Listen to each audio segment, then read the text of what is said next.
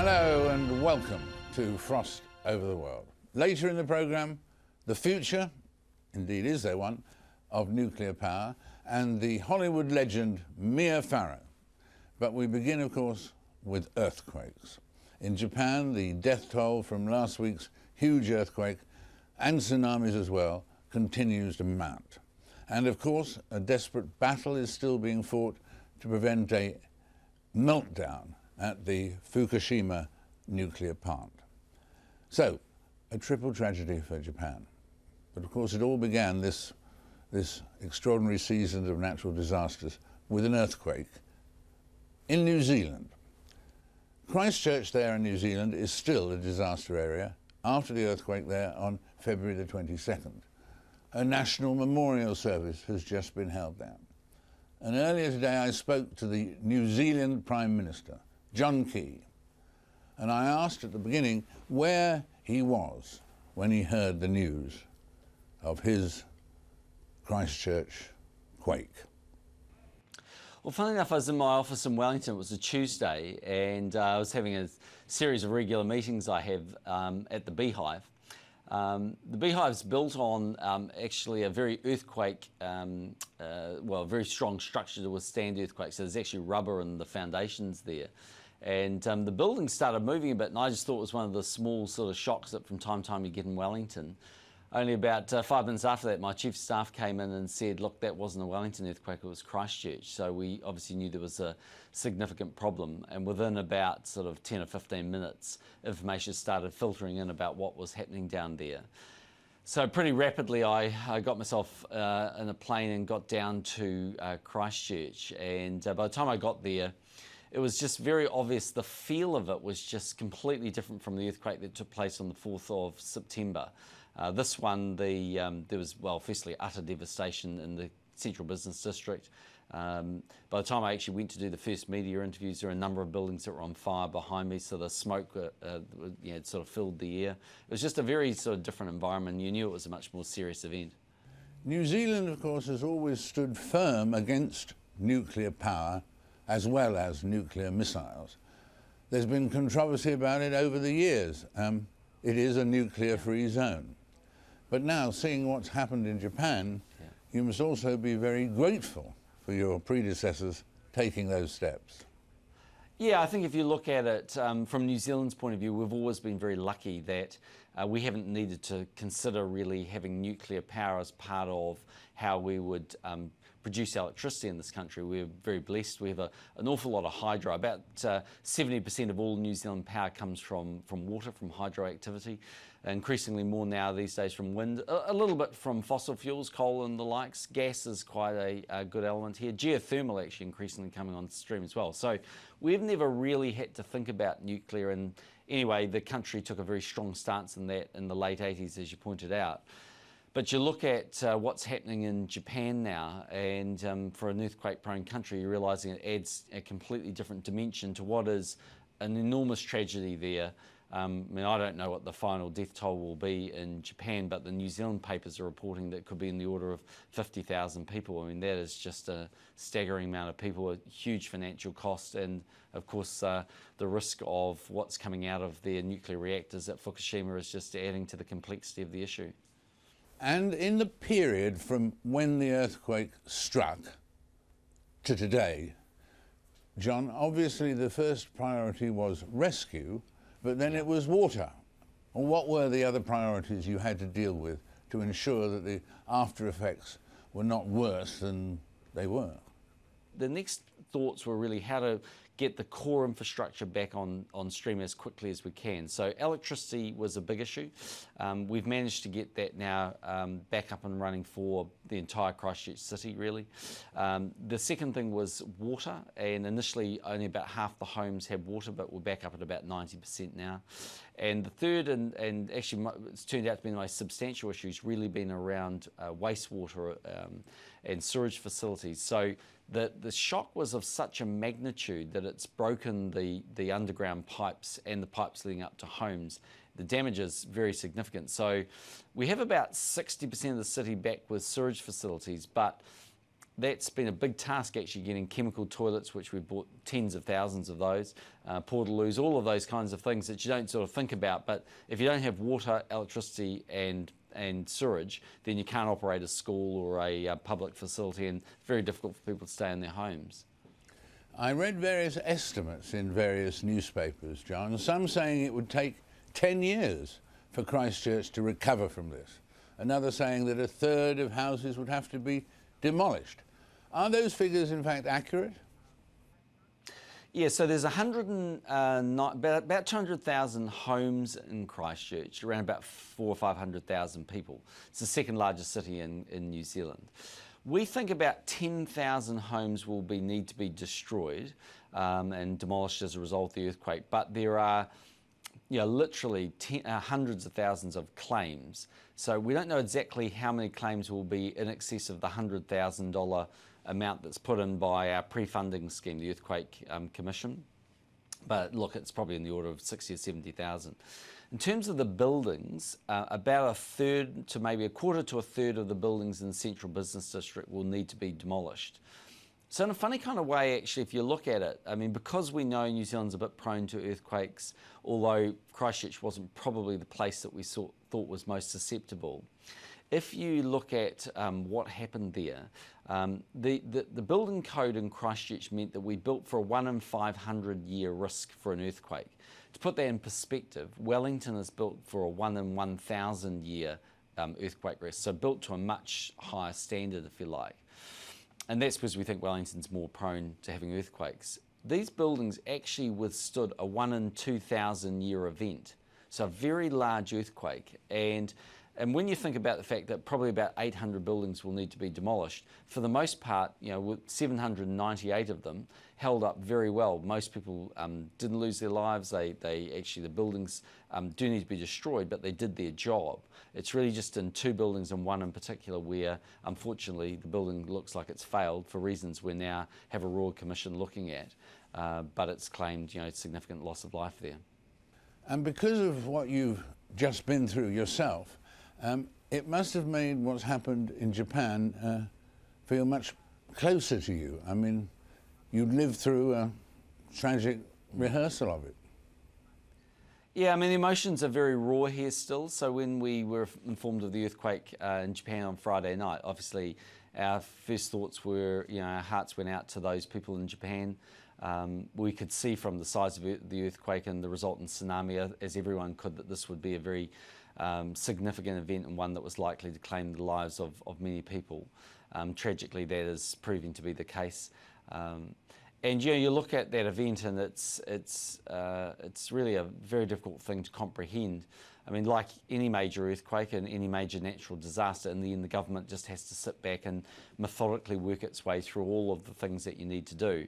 I know from Christchurch's point of view, that's going to mean a new approach in terms of the way central government works with the local authorities on the ground. It means thinking about emergency packages to provide support for people. So normally we have what's called an unemployment benefit in New Zealand. We've kind of waived all of those conditions and simply made payments directly to companies or individuals. It means building a lot of temporary housing, man-force planning, so making sure that we have enough builders and painters and plumbers and structural engineers, all of those things. And I don't know how big the cost will be for Japan. Some of the numbers we're seeing over here reported are in the order of $340, $350 billion. Now that's a kind of mind-blowing number. But in the case of the earthquake for Canterbury, it represents a cost of about 5 to 6% of GDP. To put that in perspective, Katrina was 1% of GDP, so for the United States. So you can see how big these events are and how much they dominate your local economy. And we've got our budget here in May the 19th. Obviously, it's going to have quite a big impact, both the cost of the rebuild, but also the reduced tax revenue you have because less economic activity can happen. And that'll be an effect that you're starting to see in global commodity prices actually now, because Japan is likely to have less economic activity. You're starting to see commodity prices falling on the back of less demand out of Japan. Prime Minister, thank you very much indeed for talking to us when your time obviously is currently particularly precious. And so thanks a lot. We hope to see you later in the year in London. Thanks very much. Yeah, looking forward to going to the royal wedding. If barring any other disasters or things that might occur, we'll be there. So maybe we'll have an opportunity to get together. Of course, the other issue to arise from Japan is nuclear power and its safety. Could the man-made disaster surpass a natural one? Experts are calling the Japanese nuclear crisis the worst since Chernobyl, and many believe the problem is much more serious than Tokyo has acknowledged. But on the other hand, there are people at the other point of view who feel passionately defensive, positively defensive about nuclear power. So, is the future of nuclear power in doubt? Joining me now is UK's former Environment Minister, Michael Meacher. Michael, welcome. Tell me, the people who are saying, from the countries that are nuclear countries, as it were, are saying, we don't have tsunamis, we don't have serious earthquakes, somewhere in Europe, including Britain or France or anywhere. We don't have tsunamis, we don't have earthquakes. Why should we give up nuclear power? It's not going to have the effects for us that it has had in Japan. It's perfectly true, of course, there are no earthquakes or fault lines in the UK, although for the nuclear industry worldwide, there are about 440 reactors and a large number are built on earthquake zones along fault lines. But that does not apply to Europe. But it is the case that Germany, Austria, Switzerland are already apparently beginning to change their policies. And Chris Huhne, the Environment Minister in the UK, has made it clear there's going to have to be a major rethink. I think it's far too early to draw conclusions. We still don't know the actual truth. That's one of the problems you just said about what's going on at Fukushima Daiichi plant. But it is obviously extremely serious. It could turn catastrophic. But for instance, France is quoted as having a 3/4 dependence on nuclear. I mean, could they survive without nuclear? Well, I think it's 78%. It's very high indeed, as you're saying. And obviously in the short run, France will continue to be very dependent on nuclear. But I do think Chernobyl, 3 Mile Island, Windsco much earlier in the UK, and now Fukushima, which in some ways could be as serious as any of them, is going to cause a very considerable rethink about over-dependence on nuclear. I think even the French, who have by far the largest dependence on nuclear of any of the other European countries, will have this reconsideration. Germany, of course, is going in the other direction and reducing its nuclear dependence. And Angela Merkel has made clear that for 3 months there is going to be no further advance towards any nuclear build. But I mean, in terms of the future and what can happen with nuclear and so on, it is, say, the defenders of nuclear, it's the cleanest, least pollutant of the various solutions to the energy problem. Well, the great advantage of nuclear is, of course, that it's not a no carbon technology, but it's a very low carbon technology. That's perfectly true. As compared to the fossil fuels of oil, coal and gas. So that is a big advantage. The alternative, of course, is renewables. And in a post-fossil fuels world, the question is what should be the balance between nuclear and renewables. Now, there is absolutely no doubt that renewables, particularly solar power, wind power, wave and tidal power, will increase dramatically in Europe. Especially in Germany, but also in the UK. The UK has more renewables capacity than any other country in Europe. And yet only 6% of our electricity comes from renewable sources, whereas in Germany, France and Italy, it's 10 to 15%. In Scandinavia, it's 35 to 50%. We have the capacity, we actually are not utilizing it. But there's no doubt that this kind of catastrophic event in Japan is going to accelerate the movement towards renewables. Michael, thank you very much indeed. Thank you for joining us. The actress Mia Farrow has arguably become as famous for her humanitarian and campaigning work as for her highly successful acting career. Over more than 40 years, she's appeared in scores of movies, starting with the cult horror classic Rosemary's Baby. As a UNICEF Goodwill ambassador, she's travelled time and again to southern Sudan, where she has witnessed the appalling aftermath of attacks carried out by the rogue rebel group based in Uganda, the Lord's Resistance Army, the LRA. I spoke to her as she passed through London just after arriving back from another visit to that part of the world. Well, welcome back, Mia, after another trip to the Sudan and the surrounding areas and so on. There was the historic vote back in January, the South deciding to want to go alone as a separate state from the North. How did you find things? Were things better when you went back this time or not? Or was this, because of Abiy, was it just as problematical as ever? It was tremendous. There's a sense of hope and exuberance at the independence, enormous. And it will be a celebration to remember for sure in July when independence is actually confirmed. But the borderlands are convulsed with violence. Along the border with Central African Republic, you have the LRA making its incursions with a brutality that's indescribable. Right. Just let's explain who they are exactly. The Lord's Resistance Army, a Ugandan. Initially, the purpose of the Lord's Resistance, I believe they were meant to overthrow the Ugandan government years ago, 20 or more years ago, led by Joseph Kony. And that group has lurked in the deep bush in Central African Republic, Uganda, South Sudan, moving back and forth undetected, coming out only to steal children, rape and mutilate people, burn villages, and take what they want, and quickly going back, disappearing. So that people are in a state of true trauma along that borderland. Along that borderland, yeah. Right. And then the other borderland with the north of Sudan, also a trauma because of attacks upon the village of Abyei and along that borderland. Do you think, in fact, that the South are ready, are equipped, are qualified, not by voting and their human rights, but qualified in terms of their skills to run a country?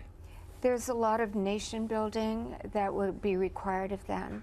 And for sure, I think the international community can help to put that very lowest rung of the economic ladder within their reach, within their grasp, so that they can climb out of this mire of a war-torn country. But yes, I think with help for a while, they will do just fine. It's an extraordinary people we're talking about. And what about the question of the oil that is exported now from the south of Sudan through the north of Sudan? Will that, with two separate countries there, will that proceed peacefully, do you hope? As they say in the region, inshallah, God willing, that is Yes. the hope. But with the region so contested, so inflamed, it's not clear what's going to happen. As the mayor said, if the issue isn't resolved by July, independence, he said, then I'm sure the South will not let Abyei suffer, meaning a return to warfare. Right, a return to war. A return to war. And 2 decades of war have almost brought brought it to its knees in terms of economics and infrastructure, but not the spirit of the people. The spirit of the people is extraordinary, and the resolve, the resilience, and the capacity, I think, is absolutely there. But do we need to help? Yes, and not just for moral reasons, because it's the right thing to do, an abandoned country such as South Sudan, but look at a failed state such as Somalia, which can easily become a breeding ground for any kind of terrorism.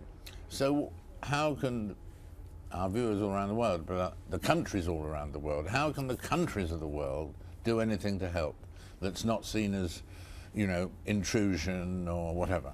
The plea from the people to the international community, and I listen carefully on this, is protection, protection, protection.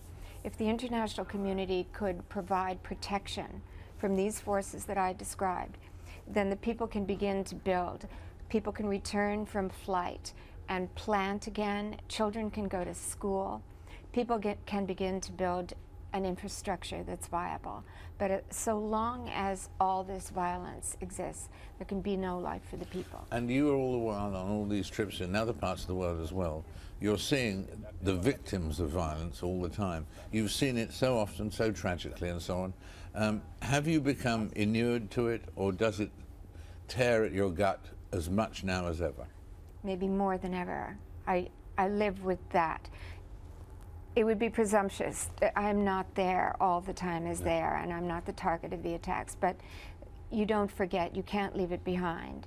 And I tell my children, with knowledge comes responsibility, and I've had a very, a major download of knowledge from each journey into the region and all the stories that never leave me. So I come out with a renewed sense of vigor, and I don't think we have the, I think hopelessness and helplessness are the greatest enemies of all kinds of progress, and they're luxuries I don't feel entitled to in the face of that kind of suffering and endurance.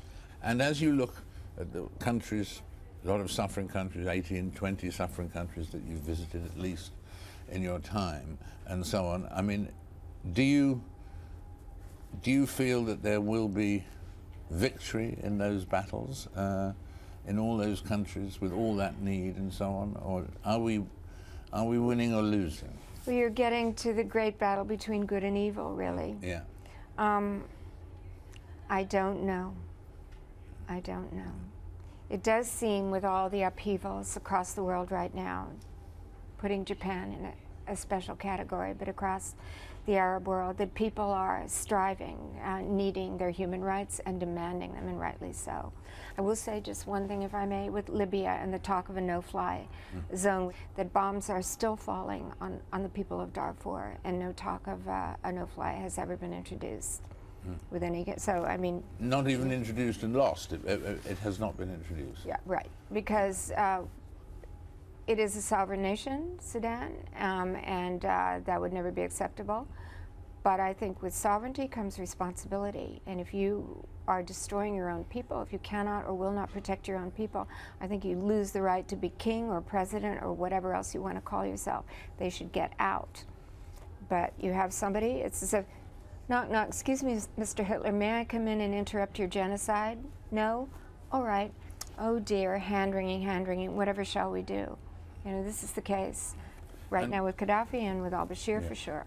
And what about, you often talk about women and children, of course, but and particularly about children suffering and so on. Where is the worst place in the world to be a child? People say Darfur is one of the worst places. Darfur in northern Sudan, right? In northern Sudan, because of the ongoing attacks and because at least 3 million people are displaced in the most wretched circumstances.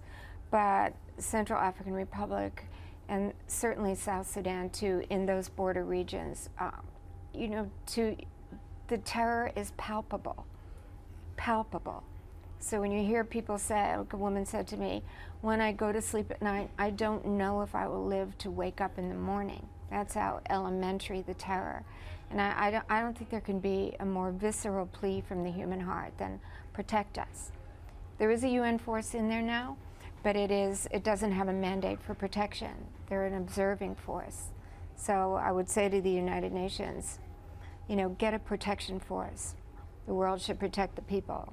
That was responsibility to protect was unanimously approved in the United Nations in 2005. Someone had a prayer about at a thing I attended, which was that, "O Lord, give to the hungry food and to the well-fed a hunger for justice." That was the base of, and that's the justice is what you're talking about there. Yes. Thank you so much, Mia. Thank you, Sir David. Mia Farrow there, talking to us earlier. And that's it for this particular program. My thanks to all of my guests, Mia included, of course.